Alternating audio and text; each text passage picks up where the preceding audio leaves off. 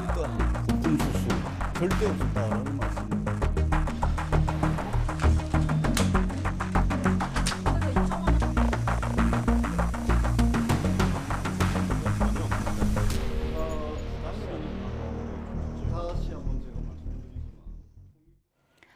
네, 뉴스업 시작하겠습니다. 통일교로부터 금품을 수수했다는 의혹을 받는 전재수 더불어민주당 의원이 오늘 경찰 소환 조사를 받습니다. 전재수 의원이 강하게 혐의를 부인하고 있는 가운데 경찰은 통일교와의 접점과 금품 전달 정황 등을 집중적으로 캐물을 것으로 보입니다. 현장에 취재기자 연결하겠습니다. 윤태인 기자. 네, 경찰청 국가수사본부입니다. 네, 자, 전재수 의원 오늘 오전에 경찰에 출석하는 거죠? 네, 경찰 특별전담수사팀은 민주당 전재수 의원을 오늘 오전 10시에 소환합니다. 전 의원은 통일교 측으로부터 금품을 수수했다는 의혹을 받고 있습니다. 윤영호 통일교 전 세계본부장은 김건희 특검 조사에서 전재수 의원에게 현금 수천만 원과 명품 시계를 전달했다고 진술했는데요. 전 의원은 의혹이 불거지고 이틀 뒤인 지난 11일 해양수산부 장관직에서 물러났습니다. 경찰은 전재수 의원을 피의자로 입건하고 자택과 의원회관 사무실을 압수수색하는 등 혐의를 입증하기 위해 수사를 이어오고 있습니다. 네, 전재수 의원의 주요 혐의도 짚어주시죠. 네, 지난 15일 경찰 전담수사팀은 전재수 의원에 대해 압수수색을 진행했습니다. 영장에는 전 의원이 통일교 측으로부터 현금 2천만 원과 불가리 시계 한 점을 받았다는 뇌물수수와 정치자금법 위반 혐의가 적시된 것으로 확인됐습니다. 통일교가 과거 문선명 총재 시절부터 한반도와 일본 열도를 잇는 한일 해저터널 건설에 공을 들여왔는데 친문재인계 인사이자 부산에 지역구를 둔 전 의원에게 관련 현안 해결을 청탁하기 위한 목적이었다고 윤 전 본부장이 진술한 것으로 전해졌습니다. 전재수 의원은 계속해서 혐의를 부인하고 있죠? 네, 앞서 말씀드렸던 것처럼 전 의원은 첫 의혹이 제기됐을 때부터 혐의를 계속 부인해오고 있습니다. 지난 15일 경찰이 국회 의원회관 사무실을 압수수색할 때도 언론에 공개적으로 나서서 혐의를 부인했습니다. 이외에도 통일교 측이 전 의원의 책 500권을 1,000만 원에 구입해 편법으로 지원했다는 의혹에 대해서도 출판사를 통해 정상적으로 구매됐고 세금 계산서까지 발급됐다고 강조했습니다. 어제도 SNS를 통해 자신은 통일교 현안인 한일 해저터널을 일관되게 강력하게 반대해왔다며 차라리 현금 200억 원과 시계 100점을 받은 정도는 돼야 최소한의 논리적 개연성이라도 있을 것이라고 덧붙였습니다. 전재수 의원 외에 경찰이 입건한 피해자가 더 있다고요? 네, 금품 수수 의혹과 관련해 경찰은 임종성 전 더불어민주당 의원과 김규환 전 미래통합당 의원도 입건했습니다. 아직 이들에 대한 소환 일정은 알려지지 않았지만 조만간 경찰 소환이 이뤄질 것이라는 전망이 나옵니다. 임 전 의원은 어제 기자들과 만나 윤영호 전 통일교 세계본부장과 모르는 사이라며 통일교로부터 금품을 받았다는 의혹에 대해 선을 긋기도 했습니다. 또 김규환 전 의원도 경찰청 앞에서 반박 기자회견을 열고 의혹을 강하게 부인하기도 했습니다. 경찰 수사 속도가 굉장히 빠른데요. 어떤 이유 때문일까요? 네, 의혹이 불거진 지 이제 열흘 정도 지났는데 오늘 소환까지 경찰 수사가 빠르게 진행되는 건 공소시효 논란 때문입니다. 윤영호 전 통일교 세계본부장이 전 의원에게 금품을 전달했다고 주장한 것으로 알려진 시점은 지난 2018년 무렵입니다. 경찰이 검토한 결과 뇌물죄를 적용할 수 있다면 공소시효가 최대 15년으로 수사기간에 여유가 있지만 정치자금법의 경우엔 공소시효가 7년이라 전 의원이 금품을 받은 시점이 지난 2018년이라면 이미 공소시효가 만료됐을 가능성도 있습니다. 따라서 해저터널이라는 현안을 통일교 측이 청탁했다는 주장을 고리로 뇌물죄 적용이 가능할지가 관건인 상황입니다. 네, 그렇다면 앞으로 경찰 수사는 어떻게 진행될 전망입니까? 네, 속도를 낼 수밖에 없는 상황인 만큼 경찰은 수사 초기에 전 의원을 포함한 피의자들 모두에 대해 출국 금지했습니다.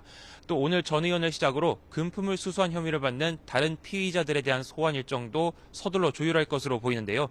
경찰은 또 어제 한학자 총재의 최측근으로 알려진 정원주 전 통일교 총재 비서실장을 불러 13시간 가까이 고강도 조사를 벌였습니다. 경찰은 정 씨를 상대로 지난 2018년부터 2020년까지 통일교 측이 전현직 국회의원에게 현금과 고가 시계를 제공했다는 의혹 등에 대해 집중 조사한 것으로 알려졌습니다. 지금까지 경찰청 국가수사본부에서 YTN 윤태희입니다. 네, 민중기 특별검사팀이 검찰의 김건희 씨 사건 부실 수사 의혹과 관련해 대대적인 수사를 이어가고 있습니다. 이창수 전 서울중앙지검장 등 관련자 8명에 대해 압수수색을 진행했는데 이 전 지검장에게는 오는 22일 특검에 출석하라고 통보했습니다. 신규혜 기자입니다. 김건희 씨의 셀프 수사무마 의혹을 들여다보는 민중기 특별검사팀이 대대적인 압수수색을 진행했습니다. 박성재 전 법무부 장관, 김주현 전 대통령실 민정수석, 심우정 전 검찰총장, 이창수 전 서울중앙지검장과 명품백 수수 사건 담당 검사들까지 모두 8명입니다. 특검은 지난 2일에도 중앙지검과 대검찰청을 압수수색해 도이치모터스 주가 조작 사건 무혐의 처분과 관련한 자료를 확보했는데 이번 압수수색은 디올 명품백 수수 사건 무혐의 처분을 중심으로 이뤄졌습니다. 특검은 곧장 두 사건의 무혐의를 모두 지휘한 이창수 전 지검장을 겨냥해 오는 22일 출석하라고 요구했습니다. 이 전 지검장은 김건희 씨가 박 전 장관에게 사건과 관련해 청탁한 뒤 이뤄진 지난해 5월 인사에서 중앙지검장으로 발탁된 인물이기도 합니다. 김건희 씨는 지난해 5월 박성재 당시 법무장관에게 수차례 연락해 본인 사건의 진행 상황을 물은 것이 알려지며 셀프 수사무마 의혹으로 논란이 되기도 했습니다. 박 전 장관은 이미 김 씨 청탁을 받고 부하들에게 사건 현황 파악을 지시하고 보고받은 혐의로 내란 특검에 의해 재판에 넘겨졌는데 김 씨의 청탁이 검찰 인사와 두 사건의 무혐의 처분으로까지 이어졌다는 의혹은 여전히 김건희 특검이 맡고 있습니다. 특검은 두 차례 이어진 압수수색에서 사건 무혐의 처분과 관련한 사실관계를 확인한 뒤 이 전 지검장 등 관련자들을 상대로 사건 처리 과정에 부당한 압력이 있었는지까지 살펴본다는 계획입니다. 다만 특검은 기한 안에 수사를 종결하기 어려울 것 같다며 남은 기간 필요한 조사를 최대한 이어갈 예정이라고 의지를 드러냈습니다. 수사 기간이 열흘 정도 남은 만큼 사건은 경찰로 넘어갈 것으로 보이는데 특검이 기한 안에 의혹의 실체를 어디까지 밝혀낼지 주목됩니다. YTN 신계입니다. 윤석열 전 대통령이 12.3 계엄에 가담한 군 장성들의 군사재판에 증인으로 나왔습니다. 2023년 10월부터 계엄을 준비했다는 특검의 판단은 턱도 없는 얘기라고 주장했고 계엄은 정당했으나 군인들에게는 미안하게 생각한다고 말했습니다. 나혜인 기자입니다. 윤석열 전 대통령을 태운 법무부 호송차가 서울 용산에 있는 중앙지역 군사법원으로 들어갑니다. 12.3 계엄 당시 병력을 투입한 군 사령관들의 내란 혐의 재판에 증인으로 출석한 겁니다. 앞서 한 차례 소환에 불응해 과태료를 받고 나서야 법정에 선 건데 군 검찰을 향해선 특검과 짜고 위증 기소를 남발한다며 대부분 증언을 거부했습니다. 다만 여인영 전 방첩사령관 측과 재판부의 질문엔 비교적 적극적으로 응했습니다. 특히 재작년 10월 군 장성 인사 때부터 계엄을 준비했다는 내란 특검 수사 결과는 턱도 없는 소리라고 일축했습니다. 계엄을 결심한 건 감사원장 탄핵안이 국회에 보고된 지난해 12월 2일이라며 정당한 경고성 계엄이란 주장을 굽히지 않았습니다. 오래 안 갈 거니까 걱정하지 말라는 하여튼 이 계엄에 대해서는 걱정하지 말라는. 그동안 계엄에 사과한 적 없는 윤 전 대통령은 법정에서 만난 군 지휘관들에겐 미안하다고 사과했습니다. 자신의 결정에 따라 할 일을 한 사람들이라며 구치소에서 밤늦게까지 기도했다고 말했습니다. 하지만 정치인 체포나 국회 의결 방해 지시 같은 혐의는 여전히 책임을 떠넘겼고 자기 재판 준비 때문에 변호인을 접견해야 한다며 증인신문 중단을 요청했습니다. 군사법원은 오는 30일 윤 전 대통령을 다시 부르기로 했지만 기소된 장성들이 국방부 징계 처분을 앞두고 있어 예정대로 될지는 미지수입니다. 파면이나 해임 같은 중징계로 강제 전역이 확정되면 이들의 재판은 민간 법원으로 이송됩니다. YTN 9입니다. 비상계엄에 가담한 혐의를 받는 조지호 경찰청장은 파면됐습니다. 헌법재판소는 조 청장이 계엄에 가담해 민주주의 근간을 해쳤다고 지적했는데 조 청장 측은 선고 직후 자신과 같은 사례가 반복되지 않길 바란다는 입장을 밝혔습니다. 권준수 기자가 보도합니다. 조지호 경찰청장이 12.3 비상계엄에 가담했다는 이유로 파면됐습니다. 지난해 12월 국회에서 탄핵안이 가결된 지 1년여 만입니다. 헌법재판관 9명 전원이 만장일치 인용 의견을 냈습니다. 자유민주적 기본질서의 근간을 해치는 정도로 중대하고도 명백히 유연인 이 사건 계엄을 실행하는 행위에 가담하였습니다. 지금 시각은 오후 2시 13분입니다. 주문을 선고합니다. 주문, 피청구인 경찰청장 조지호를 파면한다. 헌재는 조 청장이 계엄 당일 국회와 선관위에 경찰을 배치한 사실을 지적했습니다. 국회 출입문을 봉쇄해 국회의원의 심의 표결 권한을 침해했고 중앙선관위에 진입한 계엄군을 경찰이 지원해 헌법 질서에 미친 부정적 영향이 엄중하다는 겁니다. 탄핵 심판에 불출석한 조 청장은 선고 직후 입장문을 내고 헌법재판소의 결정을 존중한다며 경찰과 공직사회 모두 본인과 같은 사례가 반복되지 않기를 바랄 뿐이라고 밝혔습니다. 현직 경찰청장이 국회 탄핵 소추로 직무가 정지된 뒤 탄핵안이 인용된 건 이번이 헌정사상 처음입니다. 윤석열 전 대통령 이후 12.3 비상계엄으로 고위공직자가 파면된 유일한 사례이기도 합니다. 조 청장은 내란 중요임무 종사 혐의로 서울중앙지방법원에서 형사재판도 계속 받고 있는 가운데 다음 달 초 변론 종결을 앞두고 있습니다. YTN 권준수입니다. 대법원이 내란과 외환 사건 등을 맡을 전담재판부를 자체적으로 설치하겠다고 밝혔습니다. 민주당이 추진 중인 내란전담재판부 설치법을 두고 논란이 이어지는 가운데 위헌 소지를 최소화하려는 조치로 풀이됩니다. 이경국 기자입니다. 사법부는 그간 민주당이 추진해온 내란전담재판부 설치에 대해 잇따라 우려를 밝혀왔습니다. 외부 인사의 재판부 구성 참여, 무작위 배당 원칙 훼손 등을 토대로 사법부 독립 훼손과 위헌 가능성을 지적했습니다. 87 헌법의 상권 분립, 사법부 독립, 이것이 이제 역사의 뒤안으로 사라질 수도 있다는 각급 법원장과 대표 판사들도 위헌 우려를 잇따라 제기했고 사법제도 개편 공청회에선 이런 쓴소리도 나왔습니다. 분노는 사법개혁의 동력이 될 수 있지만 사법개혁의 내용이 될 수는 없습니다.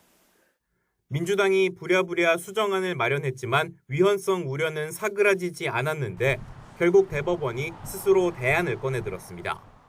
내란재판부 수정안이라고 하는 것이 이제 저희들이 간과할 수 없는 여러 가지 문제점이 있다고 보았습니다. 처분적 재판부 구성이라고 하는 것은 여전히 위헌적인 요소가 있다는 것이고 재판 예규를 제정해 국가적 중요사건 전담재판부를 만들기로 한 겁니다.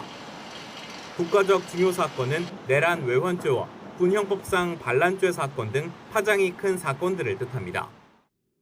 예규를 보면 무작위 배당을 통해 전담재판부가 지정되고 재판부는 중요사건 재판을 우선하여 진행해야 한다는 내용이 담겼습니다. 또 신속한 심리를 위해 관련 사건 외에 새로운 사건은 배당하지 않는다는 계획입니다. 예규는 행정예고 기간을 거쳐 이달 말이나 다음 달 초쯤 시행될 전망입니다. 1심 재판 중인 내란 외환 사건들은 서울 고등법원에서 진행될 2심부터 영향을 받을 것으로 관측됩니다. 대법원은 예규를 통해 위헌법률 심판 제청 등으로 인한 재판 지연 없이 신속 공정한 재판을 도모할 수 있을 거라고 강조했습니다. 다만 민주당이 연내 내란전담재판부 설치법 처리를 예고한 만큼 법안 통과 시 예규 수정은 불가피할 것으로 보입니다. YTN 이경국입니다. 이재명 대통령이 대전과 충남의 행정구역 통합을 조속히 마무리해야 한다는 뜻을 해당 지역구 여당 의원들에게 밝혔습니다. 내년 6월 지방선거에서 통합단체장을 뽑을 수 있도록 중앙정부 차원의 지원도 약속했는데 관련 논의에 속도가 붙을 것으로 보입니다. 강진원 기자의 보도입니다.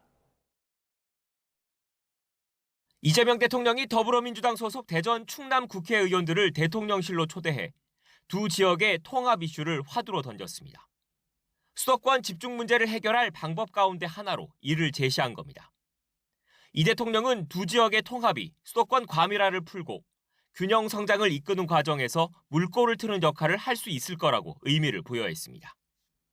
수도권 1극 체제를 깨고 전국을 5개 초광역권과 3개 특별자치도로 재편하겠다는 5극 3특 구상 실현의 마중물이 되길 기대하는 분위기입니다.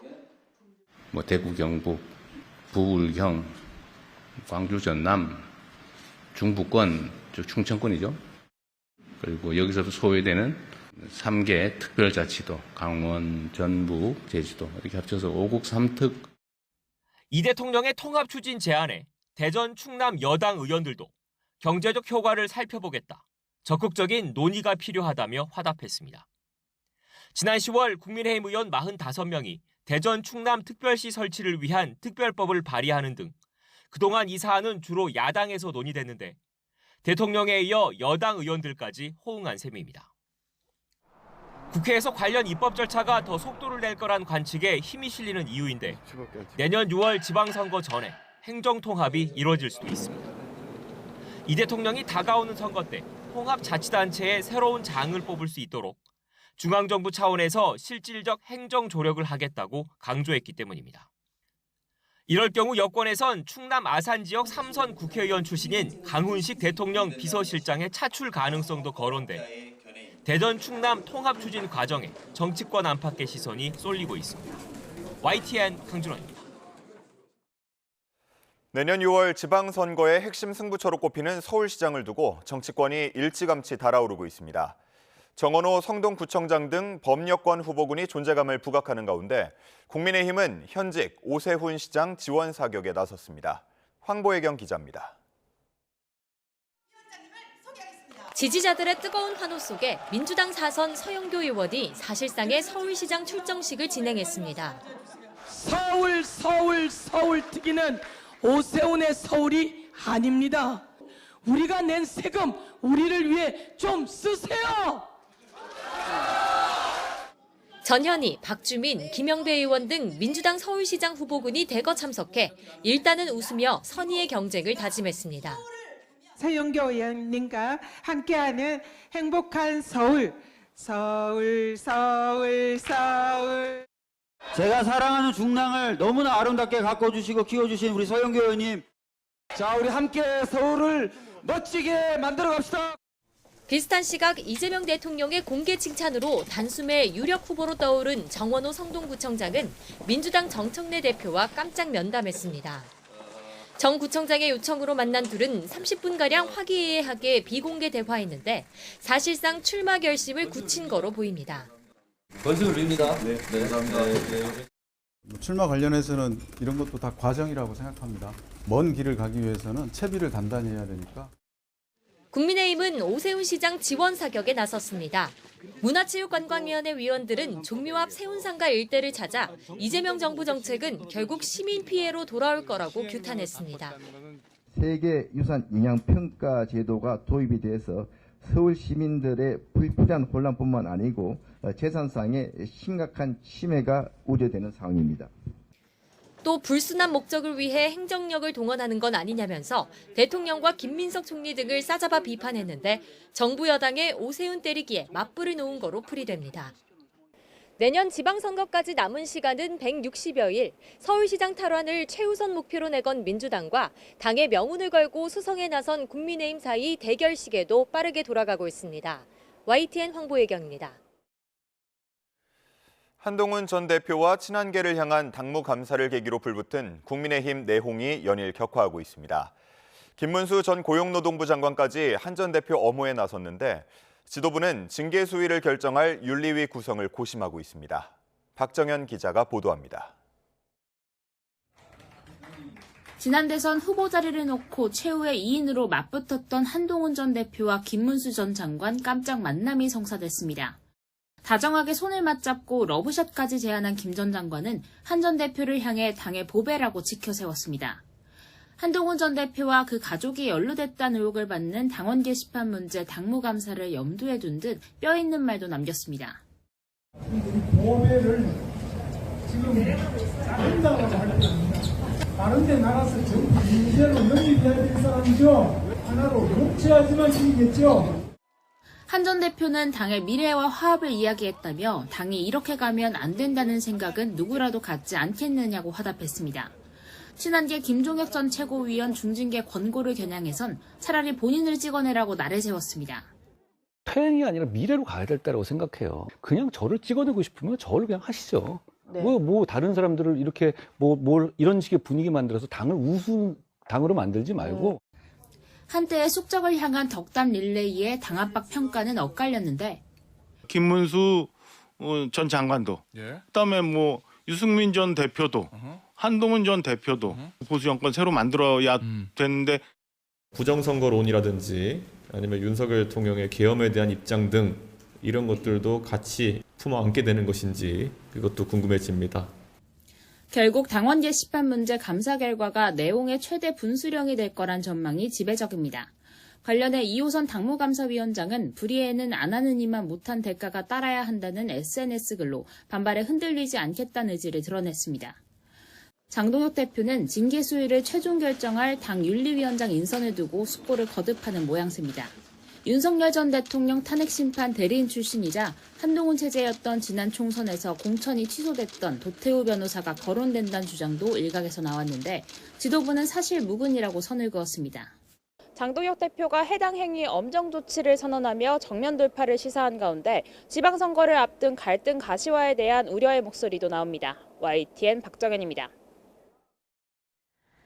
네, 방금 들은 속보 한 가지 전해드리겠습니다. 연극 1세대 스타 윤석화 씨가 별세했다는 부고는 오보였다고 한국연극협회가 밝혔습니다. 협회는 오늘 공식 입장을 통해 현재 윤석화 배우가 뇌종양 투병으로 병세가 위중한 것은 맞지만 확인 과정에서 혼선이 발생한 명백한 오보라고 해명을 했습니다. 다시 한번 전해드리겠습니다. 자, 오늘 새벽에 한국연극협회의 부고 발표가 있었습니다. 연극 1세대 스타 윤석화 씨가 별세했다는 부고 내용이었는데요. 이 부고가 오보였다고 한국연극협회가 밝혔습니다.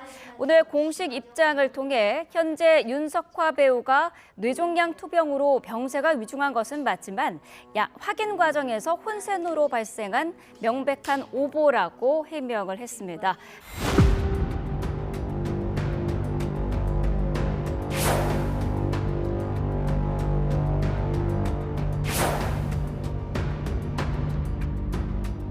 단호하게, 명백하게, 아주 강하게 이 의혹이 전혀 사실 무근이라는 말씀을 다시 한번 분명히 드리도록 하겠습니다.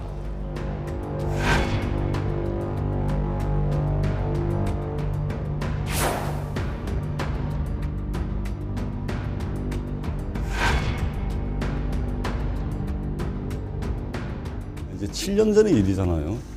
그러다 보니까 이제 기억도 더듬어야 되고 또 일정도 확인을 해야 되고 제가 개별 이렇게 말씀을 드리면 조금 혼란이 있을 수 있을 것 같아서 지금 다 이제 종합하고 있습니다.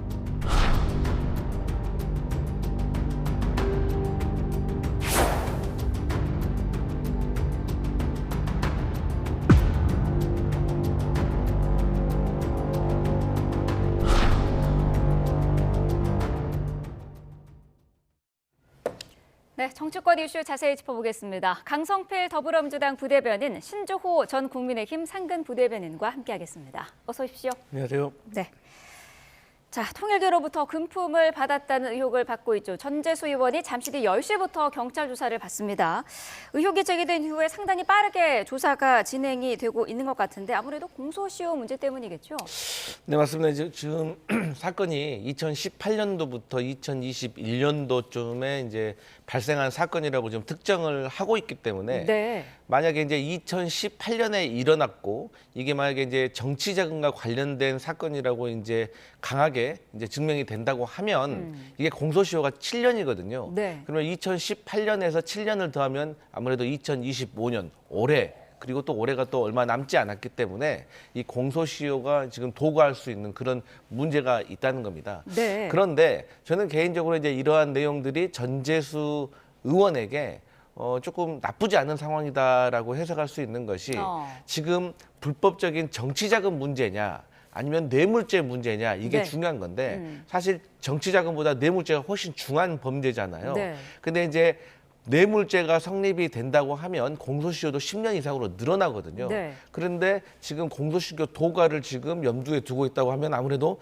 뇌물죄보다는 이 정치자금 쪽으로 경찰의 수사가 초점을 맞춰주고 있는 것이 아닌가라고 생각을 하고 네. 어쨌든 간 중요한 것은 이 합법적으로 돈을 받은 게 중요한 게 아닙니다. 그러니까 불법적으로 받은 내용이 있는지 없는지 사실 이게 중요한 것이기 때문에 네. 오늘 조사에서 전재수 의원이 해명을 잘 하길 바랍니다. 전재수 의원이 SNS에 다시 입장을 올렸더라고요. 한일 해저 터널을 본인은 강력하게 반대를 해왔다면서 그 정도 문품으로 부산의 미래를 팔아먹었겠냐 이렇게 언급을 했던데요. 어떻게 보셨을까요? 개인적으로 좀 전재수 전 장관이 너무 말이 깁니다. 어허. 이렇게 말이 길다 보면 결국에 본인이 뭔가 캥기는 게 있는 것 아니냐라는 의구심을 자아낼 수가 있죠.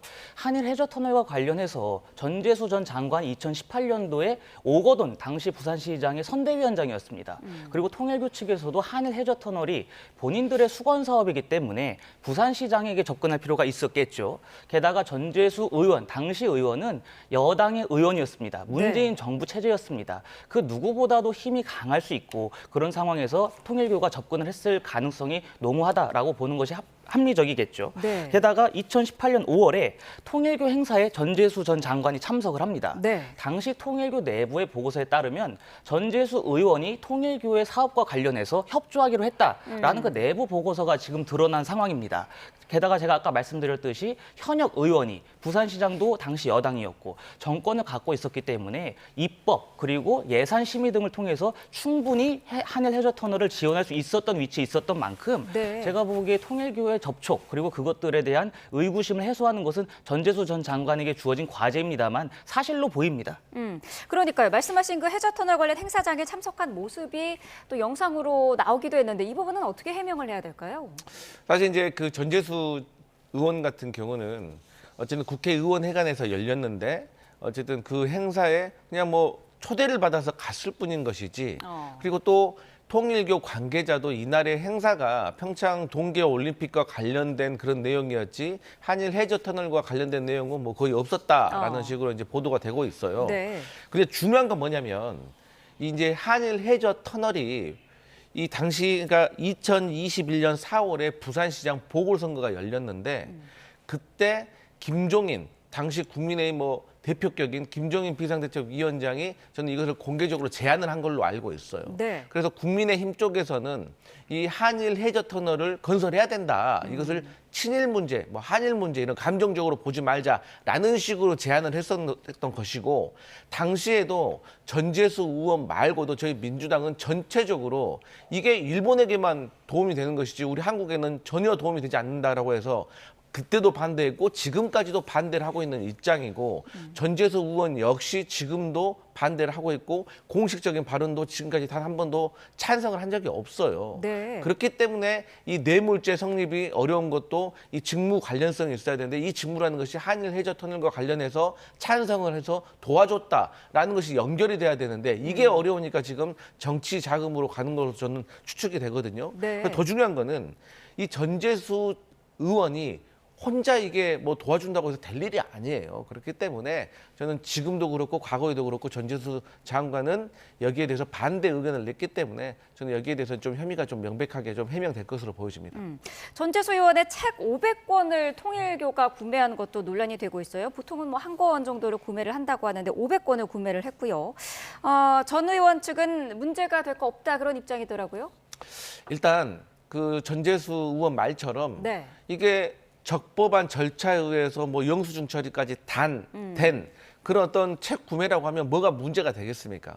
근데 제가 이제 정치권에 오래 있어 보니까 네. 사실 이제 경찰이 이 중점적으로 봐야 되는 게 좋습니다. 그러면 이 절차적으로 세금 계산서까지 끄는 거는 괜찮지만 문제는 그러면 실물 500건이 진짜로 갔냐 안 갔냐. 사실 네. 이게 중요한 거거든요. 그러니까 이 정치권에서 사실 이런 일이 좀 비일비재합니다. 그래서 사실 되게 신중하고 조심성 많은 이 국회의원들은 출판 기념회를 하면 꼭 책을 가져가게 합니다. 그렇기 때문에 이 500건이 정말로 전재수 의원 측에서 통일까지 갔는지 이것도 사실 좀 중요하게 봐야 될 문제고 저는 이게 만약 해명된다면 이 혐의는 거의 벗어난 걸로 보여진다라고 보여집니다. 500권이 전달이 됐으면 문제가 없다라는 입장이셨거든요. 어떤 생각이실까요? 이 책을 구매한 장본인이 통일교회 산하재단이라고 합니다. 이 통일교회 산하재단이 그동안에 책을 구매했던 행태를 보면 한 권 내지는 소량으로 구매를 했었는데 네. 500권을 구매했다. 이거 너무나도 비현실적이지 않습니까? 책을 500권을 구매한다는 건 저는 사실 본 적이 없습니다. 자기가 구매해서 주변에 홍보 차원에서 전달하거나 그런 것이 아닌 이상 특정한 사람의 책을 500권 구매했다. 이것은 사실상 합법을 가장한 편법이 작용을 했다. 네. 그러니까 정치 자금을 우회적으로 지원하기 위한 그런 수법이 이번에 드러난 것이 아니냐라는 생각을 하고요.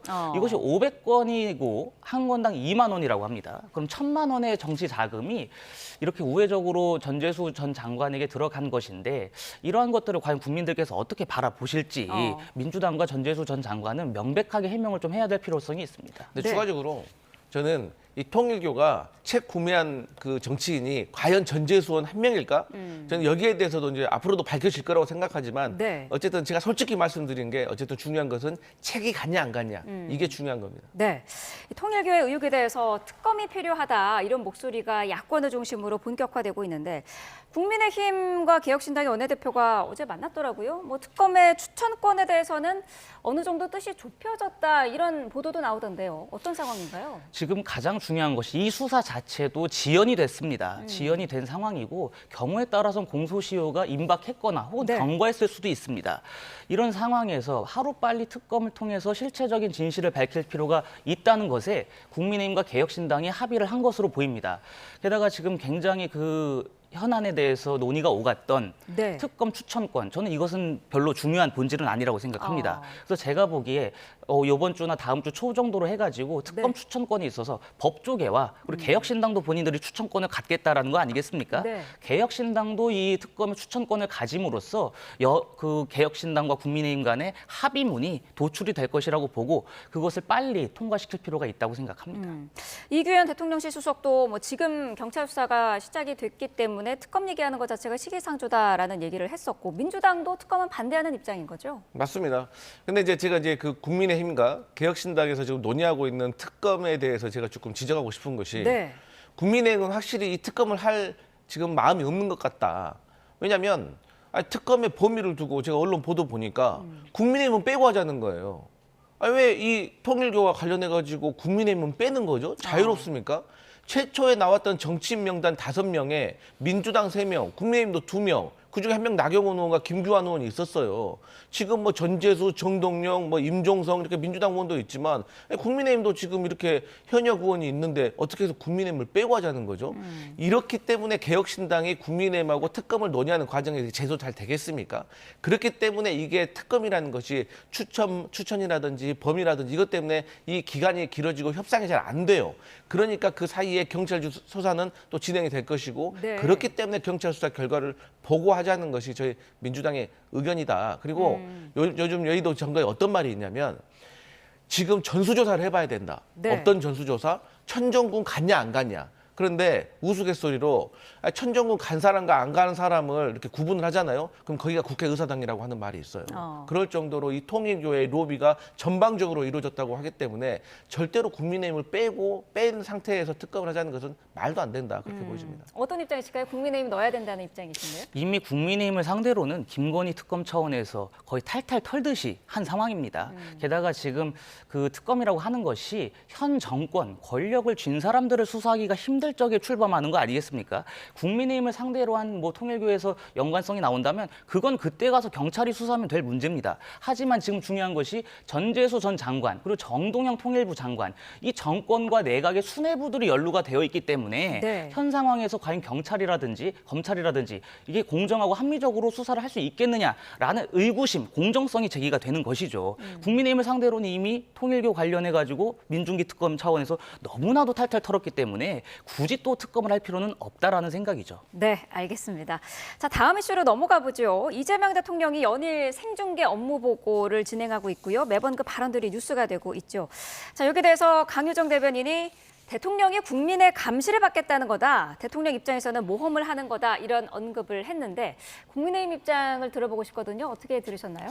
뭐 대통령께서 애초에 의도했던 것과 목적은 무엇인지 알겠습니다만은 이러한 업무 보고를 계속할 것이면은 안 하는 것이 낫다라고 생각합니다. 좀 업무 보고를 통해서 정말 현안에 대해서 대통령이 어떠한 생각을 갖고 있는지 그리고 이 업무 보고를 통해서 우리 민생에는 어떠한 결과를 초래할지 이것들에 국민들이 관심을 갖지 않고 있거든요. 좀 업무 보고를 통해서 남은 것이 무엇입니까? 결국에 대통령의 직접 입을 통해서 나온 해외 외화, 밀반출 수법, 그리고 환단고기, 그리고 대통령께서 계속 말씀하시는 무례함과 무지함만 드러났습니다. 이러한 업무 보고가 계속된다면 대통령실이 본인들이 스스로가 무지하고 무능하다라는 것을 자백하는 꼴밖에 안 된다. 그리고 이러한 상황에서 과연 국민들께서 대통령과 정부가 행하는 정책들에 있어서 얼마나 신뢰도를 가질지 그러한 것들을 좀 심사숙고할 필요가 있다고 생각합니다. 네, 대통령의 무례함이라는 표현을 쓰셨는데 무례함과 무지함만 드러났다라고 언급을 하셨거든요. 어떤 입장이실까요?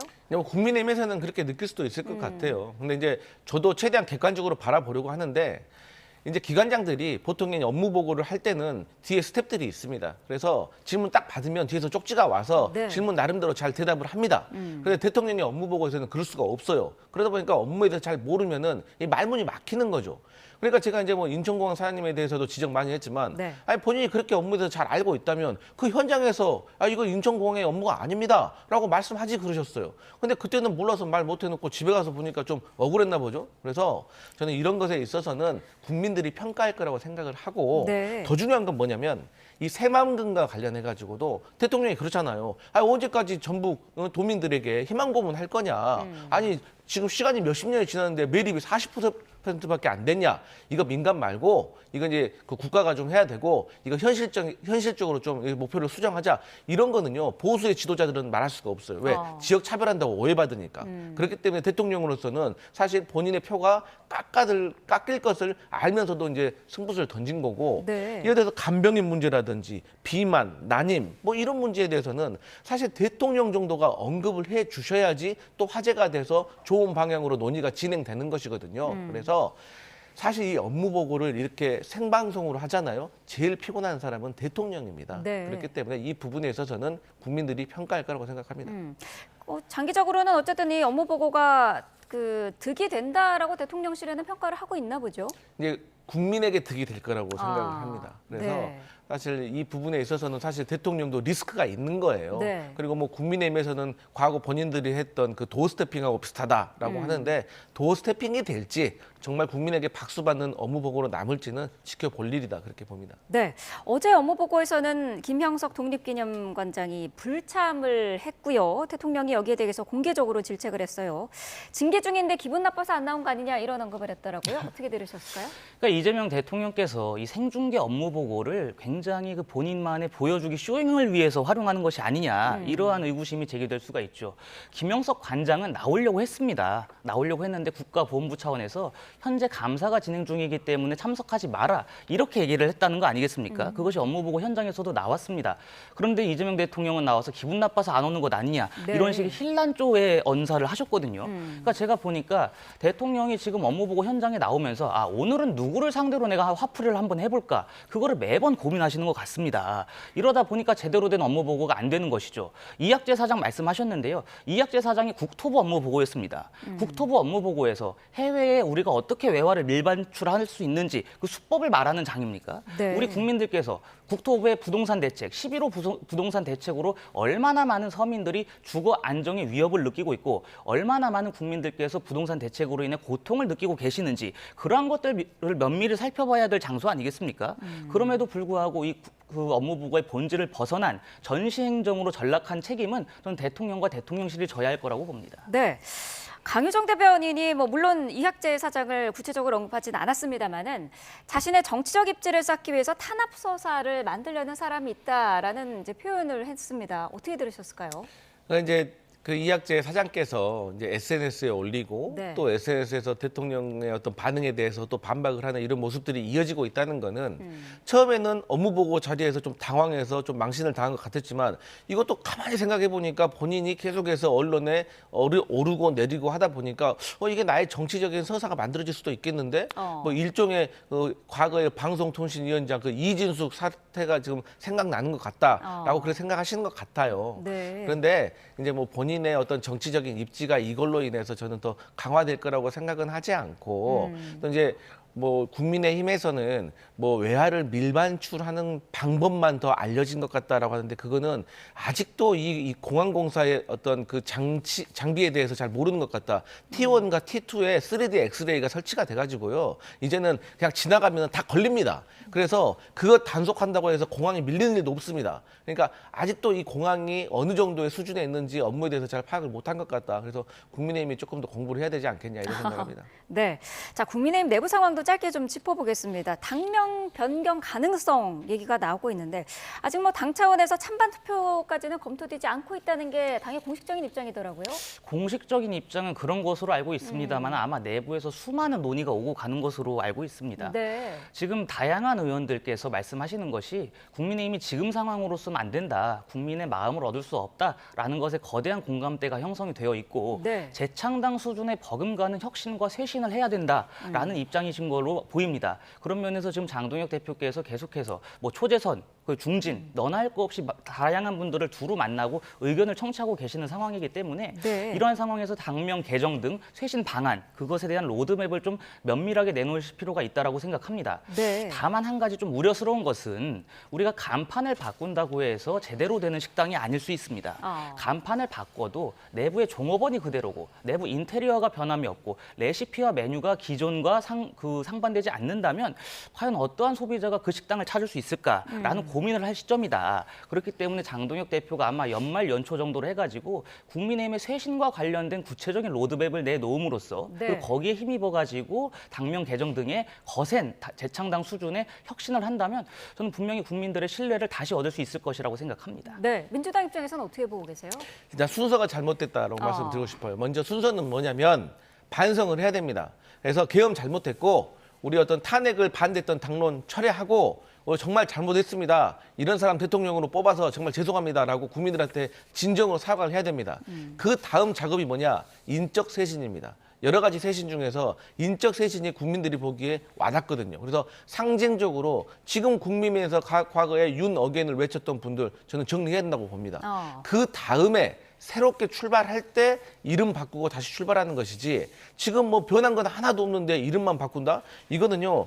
사람이 이름을 바꿔도요. 앞에 주민등록번호가 241203이라는 게 남아있는 겁니다. 그게 불법 비상계엄 날이잖아요. 네. 그래서 저는 국민의힘에서 진짜로 이 변하는 모습을 보이는 것은 빨리 제가 앞서 말씀드렸던 것처럼 계엄에 대해서 사과하고 탄핵에 대해서 반대했던 것을 철회하고 진정한 사과를 하는 것에서부터 시작되어야지 이름은 그 후에 바꿔도 된다 이런 말씀드립니다. 네, 김종혁 전 최고위원 징계한 이후에 이제 친한계의 당내 반발이 나오고 있는 그런 상황인데 여기 대해서 장해찬 여의도연구원 부원장이 한 전 대표가 없어도 국민의힘의 외연 확장에는 문제가 없다라고 하면서 장동혁 대표가 연초에 깜짝 인사를 만날 수도 있다라고 언급을 했더라고요. 이 깜짝 인사 누구일까요?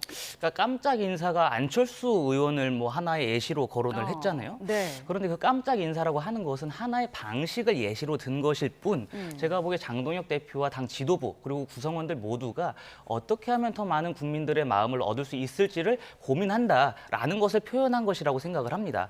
그런데 장해찬 그러니까 현 부원장이죠. 장해찬 부원장께서 하시는 말씀들에 공감이 가는 부분도 있고 공감이 안 가는 부분도 있는데요. 네. 한동훈 전 대표를 내쳐가지고 우리가 외연으로 확장할 수 있겠느냐. 그것은 전 개인적으로 아니라고 생각을 합니다. 왜냐하면 국민들께서 보실 적에 저당의 자중질환이 심해지고 있고 당내 갈등이 표출이 되고 있는 상황에서 과연 우리들에게 표를 달라고 할 자격이 있느냐라는 물음을 하실 수가 있습니다. 게다가 한동훈 전 대표는 직전 당대표입니다. 그리고 우리 대선 경선에서 2위를 한 결선까지 올라간 분이었습니다. 그런 분을 내치고 당내 단합, 당내 단결이 이루어질 수가 없는 것이죠. 가장 중요하게 우리가 외연 확장을 해야 되지만 그 전에 선행되어야 될 것은 당내 단일 대우입니다. 네. 그 단일 대우를 해칠 수 있을 만한 어떠한 언행도 있어서는 안 된다고 생각을 하고 그 단일 대우를 해치는 지금 가장 큰 저의 요소가 한동훈 전 대표 측을 향한 징계 그리고 한동훈 전 대표 측을 향한 내려찍기 이런 거 아니겠습니까? 그러한 것들이 계속 이어지고 하다 보면 당내 분란만 표출될 수가 있다. 네. 우리 당내에 갈등이 존재한다라는 것을 국민들께서 너무나도 심하게 인지하실 가능성이 농후해지기 때문에 그러한 행보는 저희가 좀 자제할 필요가 있다고 봅니다. 네, 어떻습니까? 한 전 대표 친한 게 없는 국민의힘의 외연 확장 가능할 거라고 보시나요? 저는 가능할 수도 있습니다. 그러니까 뭐 한동훈 대표 없어도 뭐 장동혁 대표가 그야말로 이 중도층이라든가 합리적인 어떤 대안을 제시하면서 합리적인 행보를 한다고 하면은 늘 수도 있는 것이죠. 근데 지금 제가 봤을 때는 그런 어떤 거대한 어떤 목표가 아니라 이 당내 내부 권력 투쟁이다. 그러니까 주류가 비주류를 확실히 눌러가지고 이 당권을 가져가려고 하는 그런 정치 투쟁에 지나지 않는다. 그렇게 보여집니다. 네, 알겠습니다. 자, 오늘 두 분 말씀 여기까지 듣겠습니다. 강성필 더불어민주당 부대변인, 신주호 전 국민의힘 상근 부대변인과 함께했습니다. 고맙습니다.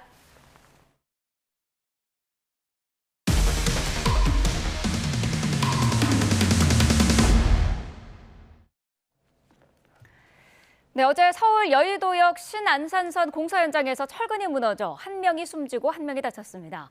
사고가 난 공사 현장은 지난 4월 광명 신안산선 붕괴 사고가 발생했던 포스코 ENC가 시공을 맡은 곳이었습니다. 송수연 기자가 보도합니다. 아치형 터널 한가운데 검은색 철근들이 무더기로 무너져 내렸습니다. 철근 구조물에 깔린 덤프 트럭은 운전석만 겨우 보입니다. 얼마나 무거웠던지 대부분 찌그러졌습니다. 서울 여의도역 신안산선 공사 현장에서 사고가 난 건 낮 1시 20분쯤입니다. 신안산선 공사 현장 지하 약 70m 지점에서 철근이 무너져 사람이 깔려 있다는 신고를 받고 출동하였습니다. 290명이 넘는 소방대원이 투입돼 구조 작업이 펼쳐졌습니다.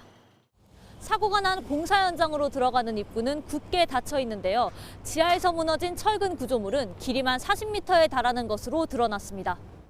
콘크리트 타설 차량을 운전하던 50대 남성이 머리를 크게 다쳐 심정지 상태로 병원으로 옮겨졌지만 끝내 숨졌습니다. 또 철근 구조물 작업을 하던 다른 50대 남성 한 명도 어깨를 다쳤는데 이들 모두 하청업체 소속인 것으로 파악됐습니다. 시공사인 포스코 ENC는 이번 사고로 인한 2차 사고 우려는 없다고 설명했습니다. 또 지난 4월 광명 신안산선 붕괴 사고 이후 다시 인명사고가 난 것에 대해 유감을 표하며 사과했습니다.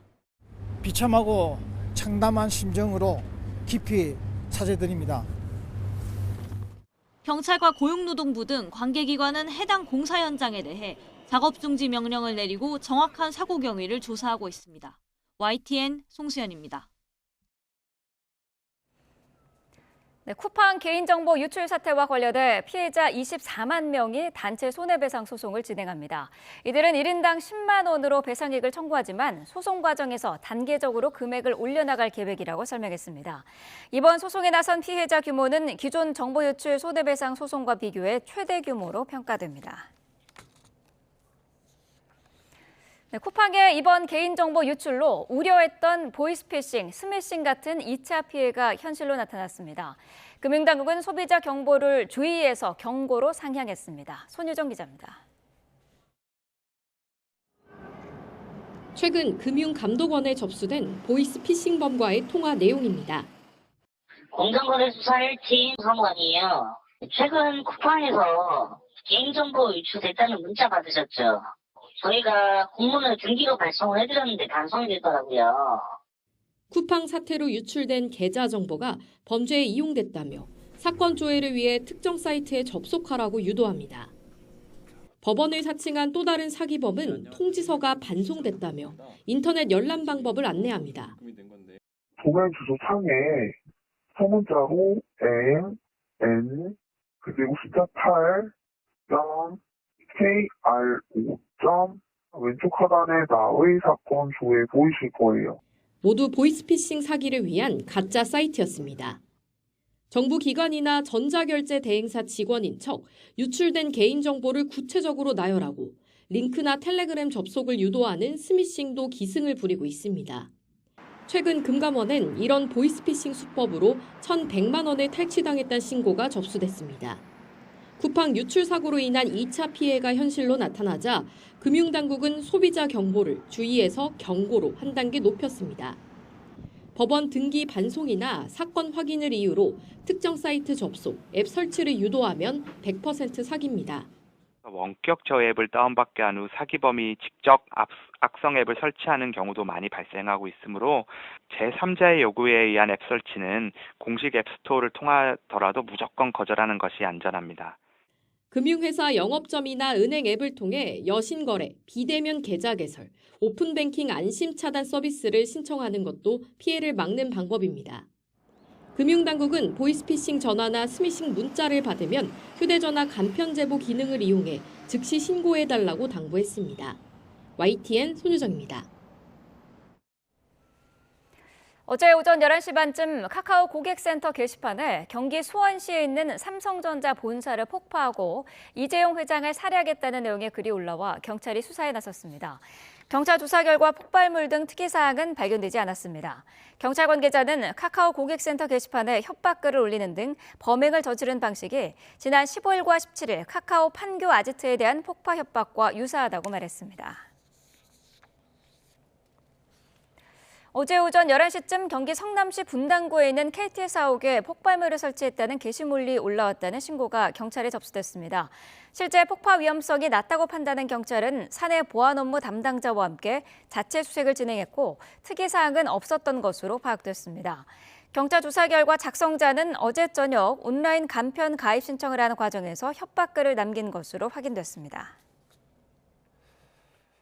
도널드 트럼프 미 대통령이 대국민 연설에서 바이든 전 대통령이 망친 경제를 자신이 살렸다고 주장했습니다. 고물가 불만으로 지지율이 역대 최저치로 떨어지면서 내년 중간 선거를 앞두고 국정 동력을 되살리려는 행보로 보입니다. 워싱턴 홍상희 특파원입니다. 결연한 표정으로 대국민 연설에 나선 트럼프 대통령이 무엇보다 강조한 건 경제 성과였습니다. 18분 동안 이어진 연설에서 트럼프 대통령은 조 바이든 대통령으로부터 물려받은 엉망이 된 나라를 취임 11개월 만에 세계에서 가장 잘 나가는 나라로 만들었다고 주장했습니다. 또 내년 봄 사상 최대 규모의 세금 환급을 받게 될 거라며 엄청난 경제 붐을 경험할 거라고 말했습니다. Inflation has stopped. Wages are up. Prices are down. Our nation is strong. We're poised for an economic boom the likes of which the world has never seen. 외교에 있어서도 취임 10개월 만에 8개의 전쟁을 끝냈고 가자 전쟁을 종식시켜 3,000년 만에 중동의 평화를 가져왔다고 강조했습니다. 특히 관세 정책으로 18조 달러, 사상 최대 규모의 투자를 유치했다며 막대한 관세 수익을 군인에게 돌리겠다고 말했습니다. 크리스마스 전에 145만 명의 군인에게 1인당 1,776달러, 약 262만 원을 지급하겠다고 밝혔습니다. In honor of our nation's founding in 1776, we are sending every soldier 1,776. Nobody deserves it more than our military. 연방준비제도 차기 의장도 곧 발표할 것이라면서 금리를 대폭 낮춰야 한다고 믿는 인물이 될 거라고 말했습니다. 트럼프 대통령의 대국민 연설은 고물가 우려 속 지지율이 역대 최저치로 떨어지면서 국정 동력을 되살리기 위한 행보로 보입니다. 내년 11월 중간 선거를 앞두고 지지층을 결집하고 경제에 대한 잔밋빛 전망과 대규모 세금 환급으로 민심 달래기에 나선 것으로 풀이됩니다. 워싱턴에서 YTN 홍상입니다.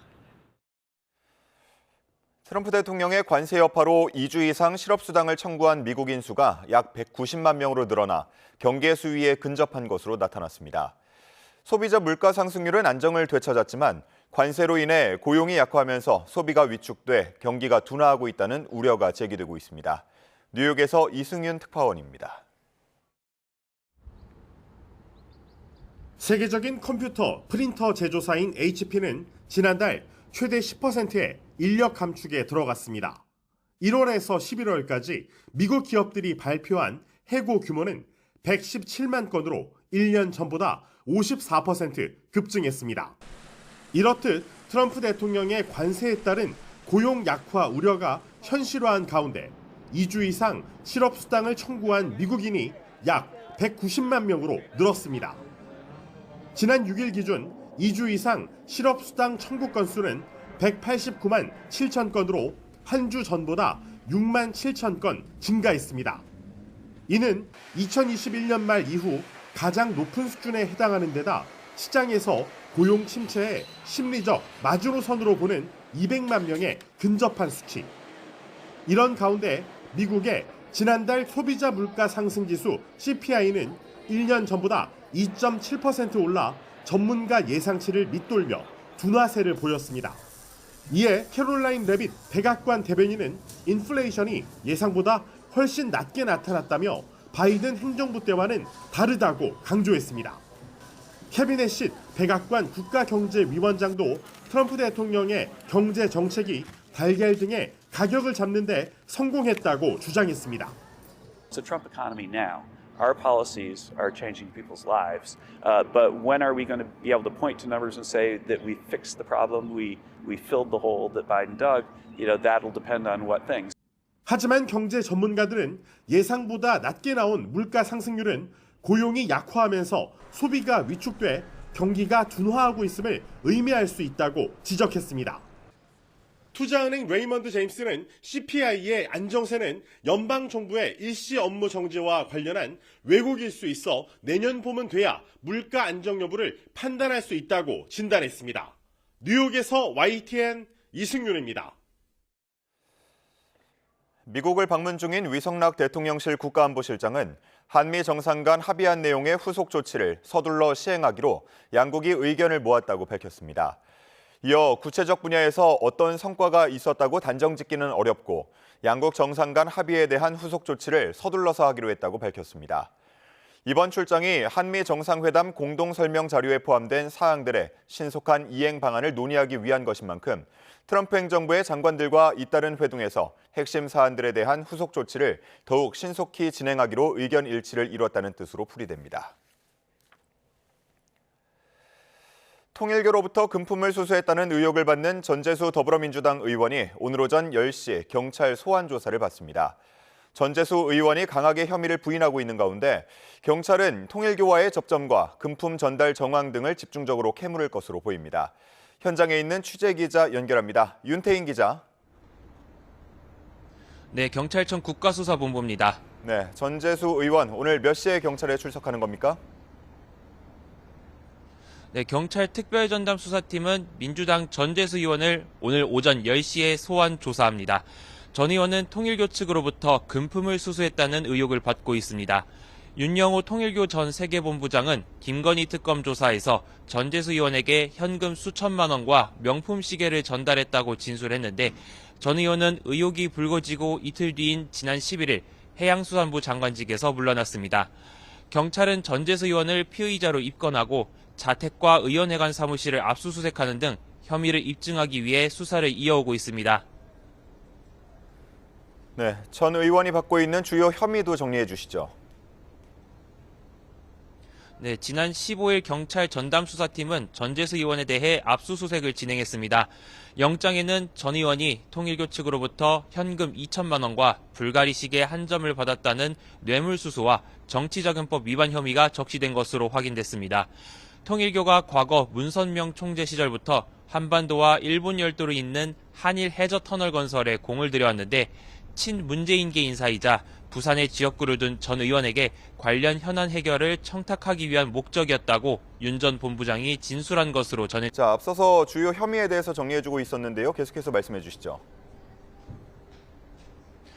네, 전 의원은 계속해서 혐의를 부인하고 있는데요. 어제도 SNS를 통해 자신은 통일교 현안인 한일 해저터널을 일관되게 강력하게 반대해왔다며 차라리 현금 200억 원과 시계 100점을 받은 정도는 돼야 최소한의 논리적 개연성이라도 있을 것이라고 덧붙였습니다.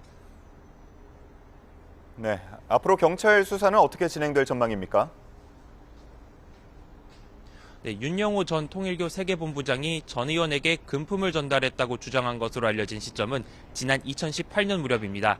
경찰이 검토한 결과 뇌물죄를 적용할 수 있다면 공소시효가 최대 15년으로 수사기간에 여유가 있지만 정치자금법의 경우엔 공소시효가 7년이라 전 의원이 금품을 받은 시점이 지난 2018년이라면 이미 공소시효가 만료됐을 가능성도 있습니다. 따라서 해저터널이라는 현안을 통일교 측이 청탁했다는 주장을 고리로 뇌물죄 적용이 가능할지가 관건인 상황입니다. 경찰은 또 어제 한학자 총재의 최측근으로 알려진 정원주 전 통일교 총재 비서실장을 불러 13시간 가까이 고강도 조사를 벌였습니다. 경찰은 정 씨를 상대로 지난 2018년부터 2020년까지 통일교 측이 전현직 국회의원에게 현금과 고가시계를 제공했다는 의혹 등에 대해 집중 조사한 것으로 알려졌습니다. 네, 전 의원과 함께 언급된 임종성, 김규환 전 의원에 대한 조사는 어떻게 진행되고 있습니까? 통일교 금품 수수 의혹과 관련해 경찰은 임종성 전 더불어민주당 의원과 김규환 전 미래통합당 의원도 피의자로 입건했습니다. 아직 이들에 대한 소환 일정은 알려지지 않았지만 조만간 경찰 소환이 이뤄질 것이란 전망이 나옵니다. 임 전 의원은 어제 기자들과 만나 윤영호 전 통일교 세계본부장과 모르는 사이라며 통일교로부터 금품을 받았다는 의혹에 대해 선을 긋기도 했습니다. 또 김규환 전 의원도 경찰청 앞에서 반박 기자회견을 열고 의혹을 강하게 부인하기도 했습니다. 지금까지 경찰청 국가수사본부에서 YTN 윤태인입니다. 네, 기자 연결해서 소식 들어봤고요. 관련 내용 박성배 변호사와 조금 더 깊게 나눠보도록 하겠습니다. 어서 오십시오. 안녕하십니까. 예.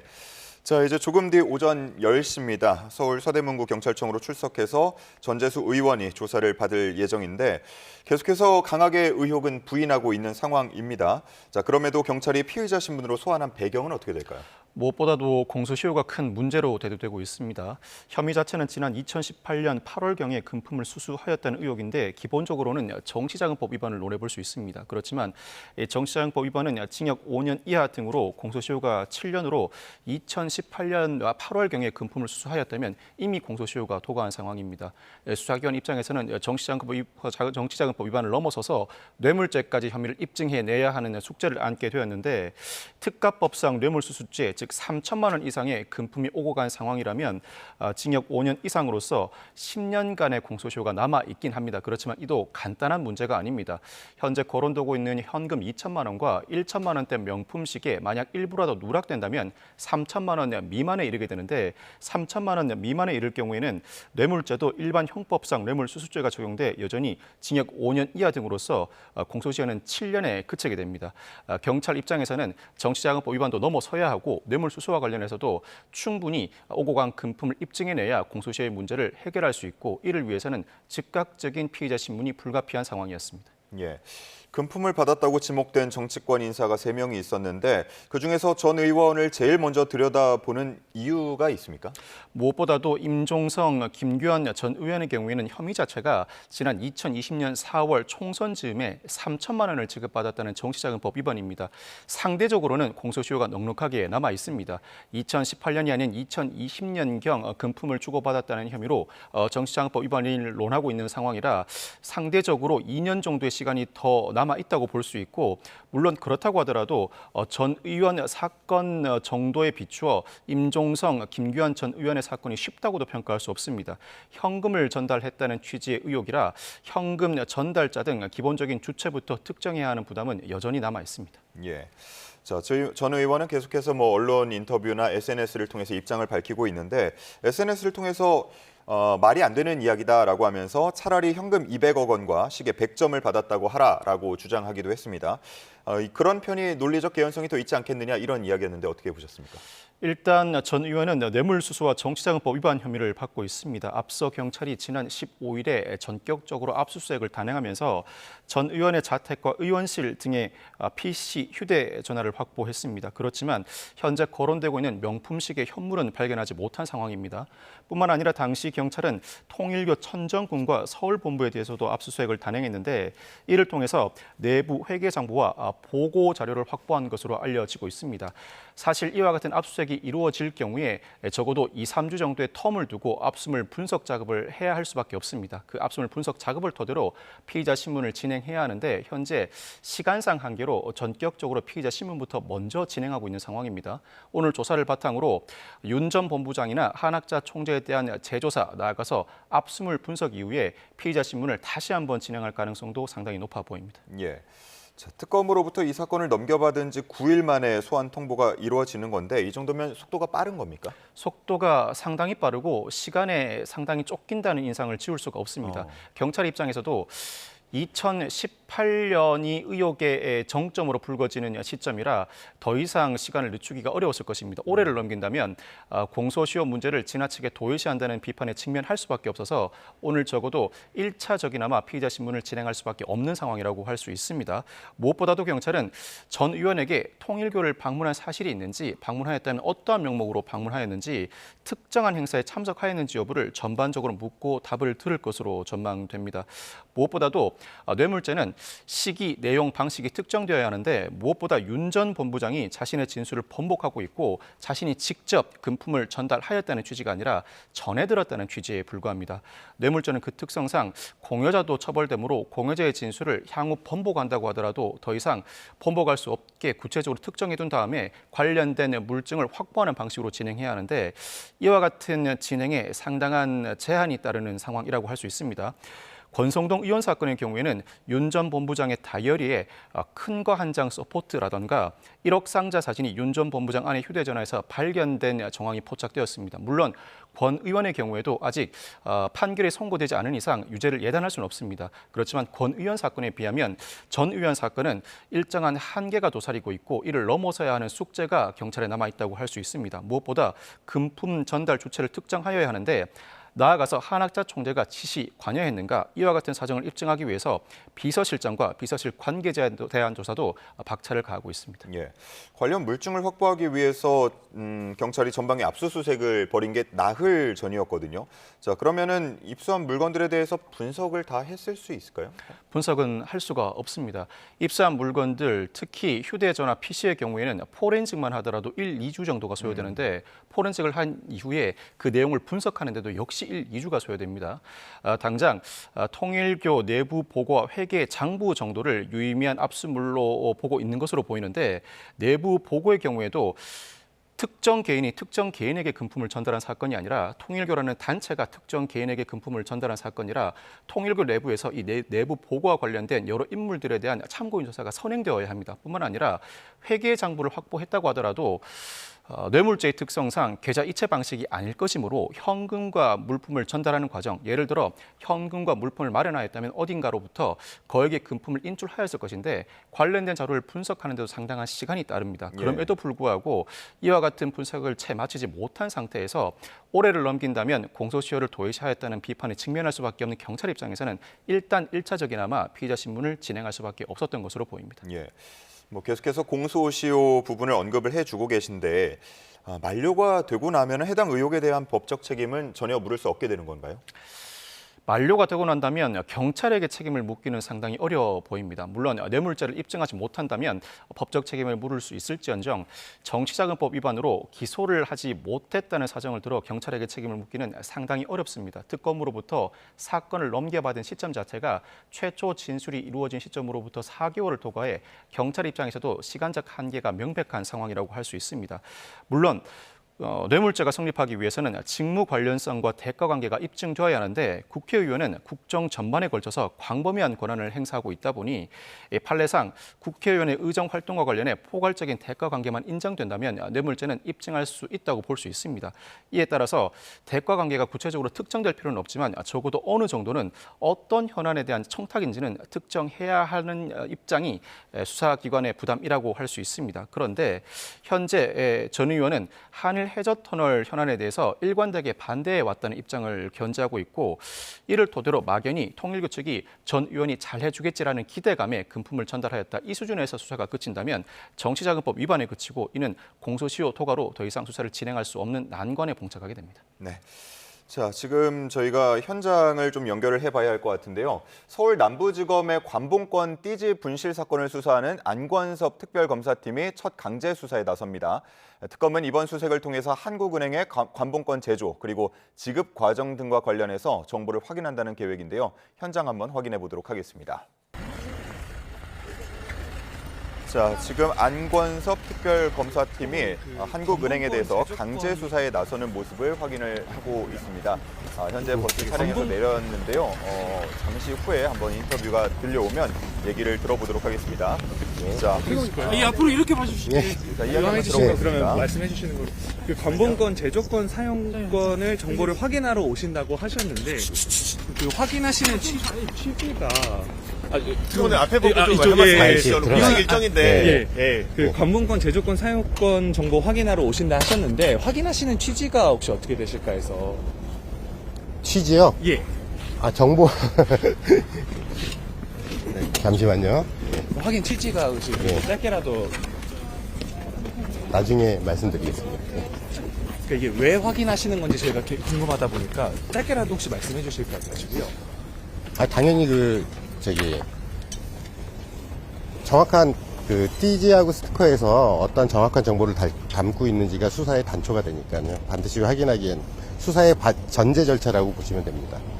오늘 그러면 한국은행에서 들어가셔서 주요 확인할 부분은 어떤 부분들을 좀 확인하실까요? 나중에 말씀드리겠습니다. 포렌식은 혹시 왜 필요한 절차인지 한번 설명해 주실 수 있으실까요? 특검님, 포렌식이 혹시 왜? 네, 김기욱 특검보의 이야기를 들어봤고요. 관련된 소식 들어오면 저희가 추가적으로 더 전해드리도록 하겠습니다. 자, 이렇게 특검 얘기를 좀 확인을 해봤고, 그리고 저희는 전 의원에 대한 출석 얘기도 같이 나눠봤습니다. 자, 다음은 윤석열 전 대통령 이야기를 좀 나눠보도록 하겠습니다. 어제 윤 전 대통령이 군사법원에 증인으로 출석했습니다. 군인과 경찰을 향해서 사과 메시지를 내서 주목받기도 했는데, 하지만 정작 자신의 내란 혐의랑 관련된 질문에는 좀 정당화를 하거나 반발하기도 했거든요. 어떻게 보셨습니까? 계엄에 가담한 혐의를 받고 있는 군 사령관 4명에 대한 재판이 현재 진행 중이고 막바지로 치닫고 있습니다. 윤 전 대통령이 이 재판에 군사법원 증인으로 출석한 상황이었는데 군 간부들과 경찰 관계자들 내가 내린 결정에 대해서 할 일을 한 사람들인데 참 미안하게 생각한다고 밝혔습니다. 그럼에도 불구하고 계엄 자체에 대해서 국민들에게 사과하는 메시지를 이번에도 내지 않았습니다. 야당의 입법 독자 줄 탄핵을 알리기 위한 북을 울리는 심정으로 계엄을 단행하였고 기존 경고성 계엄에서 더 나아간 메시지 계엄이라는 표현도 사용한 바 있습니다. 이에 따라서 윤 전 대통령이 향후 자신의 재판에서 어떤 입장을 견지할 것인지 더욱 뚜렷해졌다고 할 수 있는데 아마 내년 1, 2월쯤에 선고될 윤 전 대통령의 재판 선고 결과를 어느 정도 예단해 볼 수 있을 만한 재판이었다고 볼 수 있습니다. 예. 앞선 공판에서 불출석을 이유로 재판부로부터 벌금 500만 원을 부과받기도 했는데 이번에는 벌금을 피하기 위한 면피용 진술을 늘어놓은 것으로 보인다라는 평가도 나옵니다. 특검과 신경전을 벌이기도 했다고요. 군 사령관들 재판은 모든 증인 신문을 마치고 윤 전 대통령과 김용현 전 국방부 장관 증인 신문만 마치면 선고를 할 수 있는 상황입니다. 어제 증인으로 출석한 윤 전 대통령은 대체로 증언을 거부했습니다. 나아가서 이 자리에는 특검이 나와 있는 것 같은데 특검이 자신을 위증죄로 추가 기소하는 등 여러 불편한 상황을 보이고 있다. 특검의 진술 내용을 전해드린 군 검찰의 신문에 대해서도 대체로 응하지 않겠다는 입장을 밝혔습니다.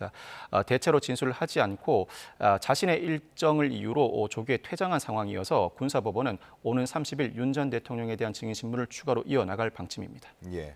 자, 윤 전 대통령 또 어제 생일이기도 해서 옥중에 성탄 메시지를 내놓기도 했습니다. 청년들을 향한 메시지도 꽤 많이 담겨 있던데 이렇게 여론전을 이어가고 있는 상황, 선고에도 영향을 미칠 수 있습니까? 이와 같은 여론전이 직접 선고에는 영향을 미치지 못할 것으로 보입니다. 오히려 여론전이 영향을 미칠 만한 대목이라면 헌법재판소의 탄핵 심판 결정이라고 할 수 있고 그 이후 이루어지는 형사재판 결과에 영향을 미치기는 상당히 어려워 보입니다. 윤 전 대통령에 대한 재판은 김용현 전 국방부 장관, 조지호 전 경찰청장 재판과 조만간 병합될 예정입니다. 애초에 이 사건들이 모두 병합돼서 진행될 것인가, 각자 진행될 것인가도 관심 대목이었는데 오는 1월 중 이 사건 전체가 병합되면 1월 중에 증거조사와 결심까지 모두 마칠 것으로 전망됩니다. 이 일정에 따른다면 1, 2월 중에는 선고가 이루어질 것으로 전망할 수 있습니다. 네, 알겠습니다. 자, 관련 내용들 살펴봤습니다. 박성배 변호사와 함께했습니다. 말씀 고맙습니다. 감사합니다. 네, 증시 상황 살펴보도록 하겠습니다. 코스피는 어제 미국 기술주의 급락 여파에 하루 만에 다시 4천선을 내줬죠. 자, 오늘은 일본 중앙은행이 정책 금리를 결정하는데요. 대내외 변수에 크게 흔들리는 변동성 장세가 계속되고 있는 상황에서 오늘 코스피 개장 상황은 어떤지 현장 연결해 보겠습니다. 자, 지금 상황 보고 계십니다. 왼쪽에 코스피 그리고 오른쪽에 코스닥 지수가 나와 있는데요. 둘 모두 빨간불을 켜고 있는 상황입니다. 자, 코스피는 1.53% 오른 4,055.78에 개장을 했는데 상승폭을 조금 낮춰서 현재는 1%가량 올라서 4,037선 보이고 있고요.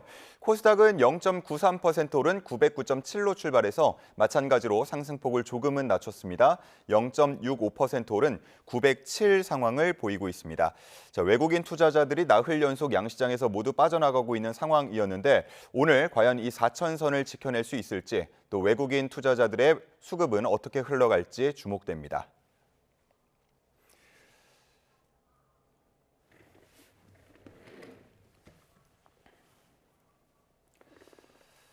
석유 제품과 반도체 가격이 오르면서 생산자 물가지수가 석 달 연속 상승했습니다. 한국은행은 11월 생산자 물가지수가 직전 달보다 0.3% 올랐다고 밝혔습니다.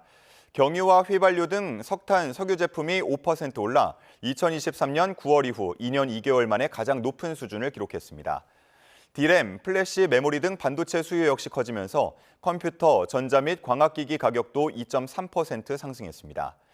반면 농림수산품은 10월보다 2.1% 하락했습니다. 한은 관계자는 11월 국제유가는 소폭 내렸지만 고환율이 일부 영향을 미친 데다 원유 정제 마진이 상승하며 석유 제품 가격이 올랐다고 설명했습니다. 한동안 내용을 겪던 공법단체 5.18 부상자회가 환골탈태해 새로운 출발을 선언했습니다. 새로운 집행부는 과거를 청산하고 5.18 정신의 헌법 전문 수록과 유공자들의 복리 증진에 주력하기로 했습니다. 김범환 기자가 보도합니다. 전국에 있는 공법단체 5.18 부상자 회원들이 오랜만에 광주에 모였습니다. 새 집행부의 출범을 축하하기 위해서입니다.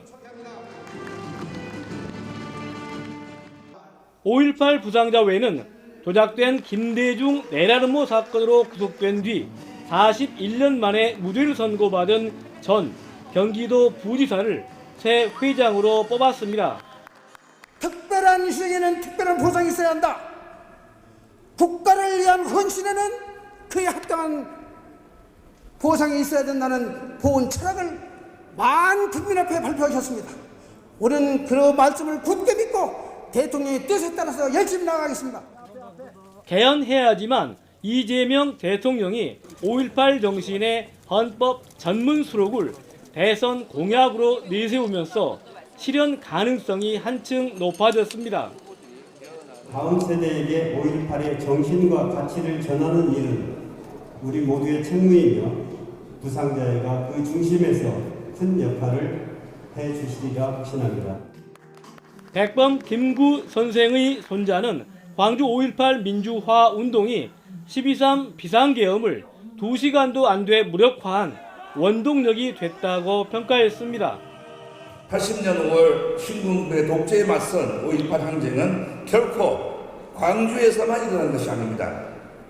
민주주의를 열망했던 온 국민의 고통이자 외침이었습니다. 시간이 가면서 대부분 노인이 되고 생활고에 시달리거나 트라우마로 스스로 목숨을 끊는 등 어려움을 겪는 유공자가 많아지는 상황. 공법단체 5.18 부상자회는 앞으로 투명한 운영으로 논란의 소지를 없애고 유공자들의 건강과 복리 증진에 힘쓸 예정입니다. YTN 김범환입니다. 주말을 하루 앞둔 오늘 낮 동안은 초봄처럼 온화한 날씨가 예상됩니다. 아직 서울은 0도 안팎에 머물고 있어서 공기가 차갑지만 앞으로 기온은 크게 오르겠는데요. 한낮에는 서울이 11도까지 오르면서 평년 기온을 7도가량 크게 웃돌겠고요. 광주는 16도까지 오르겠습니다. 오늘은 큰 일교차에 대비 잘하셔야겠습니다. 그 밖에 지역별 낮 기온 살펴보겠습니다. 청주와 안동이 11도, 부산은 15도까지 오르겠고요. 제주도는 20도 가까이 오르며 대부분 평년 기온을 5에서 8도가량 크게 웃돌겠습니다. 오늘 전국 하늘빛은 흐리겠고 오후부터 경남 해안에는 5mm 안팎의 비가 가끔 내리겠습니다. 주말인 내일은 비가 전국으로 확대되겠습니다. 날은 포근하겠지만 비가 그친 뒤 휴일에는 다시 초겨울 추위가 찾아올 전망입니다. 오늘 오후부터 강원 산간 지역은 순간 풍속 초속 20m 안팎의 강한 바람이 불겠습니다. 시설물 관리와 안전사고에 유의하시기 바랍니다. 지금까지 YTN 정세현입니다. 네, 뉴스업 금요일 순서 마칩니다. 다음 주에 뵙겠습니다. 고맙습니다.